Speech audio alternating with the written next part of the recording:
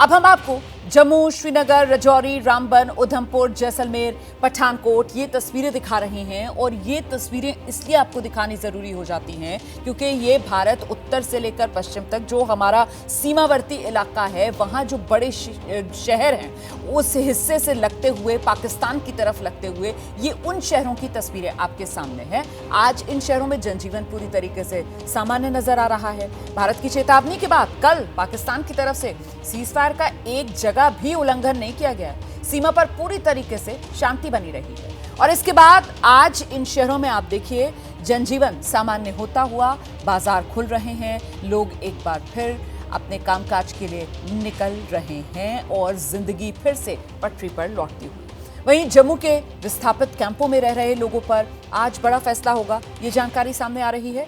जो डीजीएमओ स्तर की बातचीत है, इसके बाद ही लोगों को वापस गांव लौटने दिया जाए या नहीं, इस पर फैसला लिया जाएगा। पुलिस प्रशासन की जो टीम्स हैं वो सीमा से सटे इलाकों का दौरा करेंगी और जो सीमा पर गांव बसे हुए हैं पहले उन्हें सैनिटाइज किया जाएगा ताकि वहां पर किसी भी तरीके का कोई जिंदा शेल तो नहीं है, किसी भी तरीके का कोई विस्फोटक तो वहां पर नहीं पड़ा हुआ है, उसे नष्ट कर दिया जाएगा अगर ऐसा कुछ मिलता है। आपको बता दें कि सीजफायर से पहले एलओसी पर पाकिस्तान की फायरिंग के बाद कैंप में रह रहे थे लोग, यहाँ शिफ्ट कर दिया गया था उनको सुरक्षित ठिकानों पर। और अब वापस इससे पहले उन्हें उनके गांव भेजा जाए, इसके लिए एक तो डीजीएमओ स्तर की जो बातचीत है जो दोपहर 12 बजे होगी उसका इंतजार है। हम सीधे आपको लेकर चलेंगे। फिलहाल हमारे साथ हमारे सहयोगी इस वक्त मौजूद हैं। सबसे पहले आपको अजय के पास लेकर चलेंगे।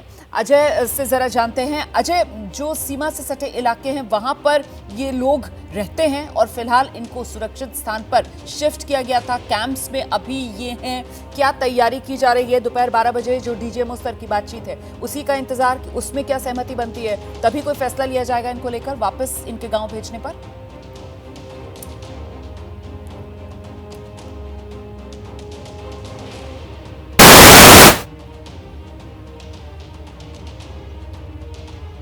नहीं, दिक्कत आ रही है, हमारी दिक्कत आ रही है अजय, आपकी आवाज़ नहीं आ पा रही है। मैं इसको ठीक करवाती हूँ, दोबारा हम अजय का रुख करेंगे, लेकिन इस बीच जरा आसिफ कुरैशी का रुख कर लेते हैं। श्रीनगर से इस वक्त हमारे साथ मौजूद है और आसिफ से जानते हैं। आसिफ, बीती रात पूरी तरीके से शांति बनी रही? श्रीनगर से आसिफ कुरैशी हमारे साथ।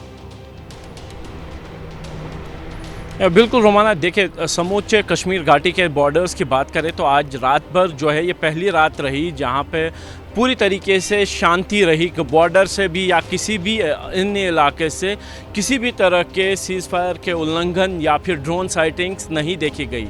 भले ही रोमाना ये जो बॉर्डर डिस्प्यूट रहा, बॉर्डर की जंग तो नहीं कहेंगे, जो एस्केलेशन था भले ही 4 दिन रहा हो, लेकिन पिछले 22 दिनों में जो कुछ कश्मीर घाटी में घटा है, जो 22 अप्रैल को पहलगाम में बैसरन हुए हत्याकांड से लेकर कल जब सीज फायर की घोषणा हुई उस तक जितना डैमेज जम्मू कश्मीर को हुआ है, इसको पूरा करने में महीनों नहीं सालों लग सकते हैं। क्योंकि मैं अभी आपको बता सकता हूं कि भले ही आज रात भर शांति रही, लेकिन एयरपोर्ट अभी भी बंद है, स्कूल कॉलेज अभी भी बंद हैं और जो एग्ज़ाम्स होने हैं उनको फ़िलहाल 16 तारीख तक स्थगित कर दिया गया है।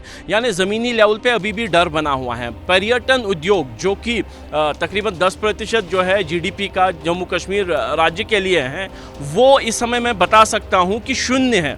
पिछले एक हफ्ते में कोई भी पर्यटक कश्मीर आया नहीं है। कश्मीर में सभी होटल, सभी पर्यटक स्थल खाली हैं, ज़ीरो पे आ गया है। और इसको इस नुकसान की पूर्ति जो होगी वो पूरा करने में सालों लग सकते हैं। सरकार ने भी इस बात के बाद जो जानकारी है वो हासिल करने की जो है घोषणा तो की है, लेकिन उसके पहले ये सुनिश्चित हो जाए कि डीजीएमओ स्तर पर जो युद्ध विराम की घोषणा हुई है वो परमानेंट हो जाएगा, उसकी मॉडलिटी सेट हो जाएगी। उसके बाद ही जो यहाँ पे विस्थापित लोग हैं उनको बॉर्डर्स पे वापस जाने की अनुमति होगी। बिल्कुल बिल्कुल बिल्कुल, जो बात आप कह रहे हैं इसी को लेकर जरा अजय का भी रुख कर लेते हैं। अजय, वही सवाल जो मैंने पहले पूछा था, जिसका जिक्र अभी आसिफ भी कर रहे थे श्रीनगर से, कि साहब पहले वो 12 बजे डीजीएमओ की बैठक हो जाए और उसमें तय हो जाए कि साहब ये जो युद्ध विराम है इसको लेकर बात बन जाए, सहमति हो जाए, तभी वापस लौटाया जाएगा लोगों को उनके गांव की तरफ। जी बिल्कुल, देखिए जिस तरह से स्थितियां बदली हैं और पाकिस्तान ने जिस तरह से भारत में सीज़ फायर के लिए गिड़गिड़ाया है, उसके 3 घंटे बाद ही रोमाना हमने देखा कि पाकिस्तान अपनी नीयत पर उतर आया और यहाँ पर LOC और अंतर्राष्ट्रीय सीमा से सटे इलाकों में फायरिंग की। कल भी हम इन इलाकों में गए थे और ऐसे दर्जनों कैंप कठुआ से लेकर पुंछ तक स्थापित किए गए हैं जहां पर ये अंतर्राष्ट्रीय और LOC सीमा से सटे लोग जो हैं वो रह रहे हैं। कल वो ये बात कह रहे थे कि हमें पाकिस्तान पर बिल्कुल भरोसा नहीं है, अगर हम यहां से वापस घर जाते हैं और पाकिस्तान फायरिंग करता है तो ऐसी स्थिति में हमारी जान जोखिम में पड़ सकती है, हमारी जान कैसे बचाई जाए। तो कल तो वो पूरी रात जो है वो कैंप्स में ही रहे हैं। अब आज जो है प्रशासन, जम्मू प्रशासन और जम्मू कश्मीर प्रशासन की तरफ से बड़ी खबर आई है कि आज 2 बातों पर रोमाना में कहूँगा बड़ा फैसला होगा।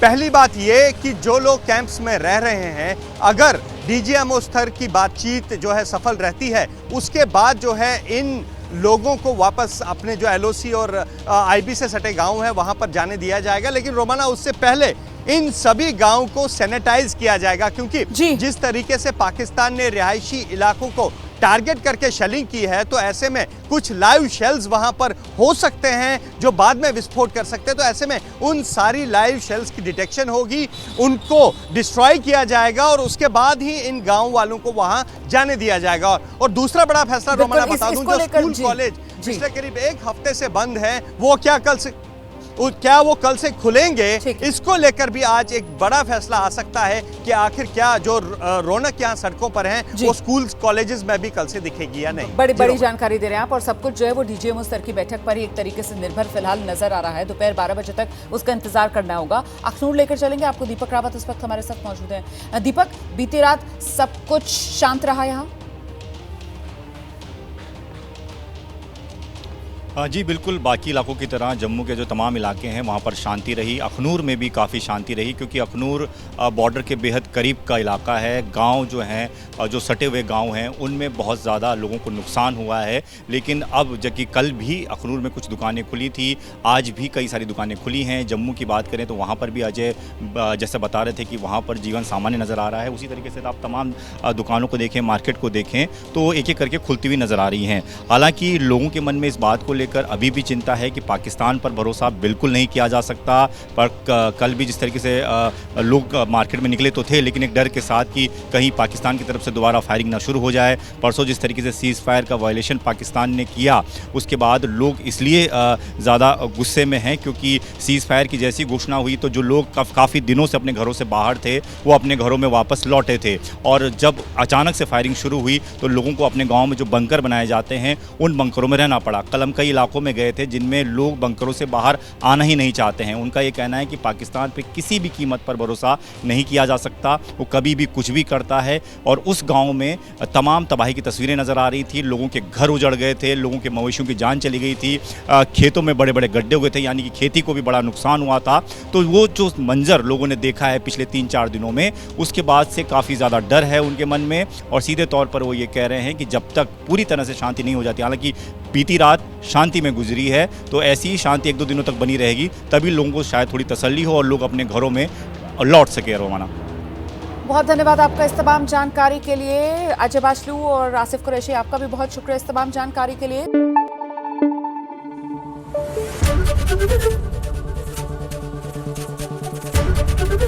ABP न्यूज़ आपको रखे आगे।